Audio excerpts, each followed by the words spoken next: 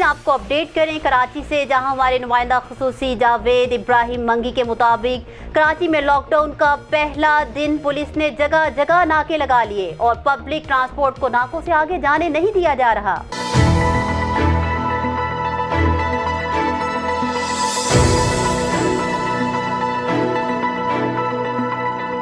तफसीलात के मुताबिक पुलिस एहलकार बसों और सुजुकियों से मुसाफिरों को उतार रहे हैं और रक्षों और टैक्सियों को भी नाकों से आगे जाने नहीं दिया जा रहा, जबकि गैर जरूरी तौर पर घरों से निकलने वालों को भी वापस किया जा रहा है।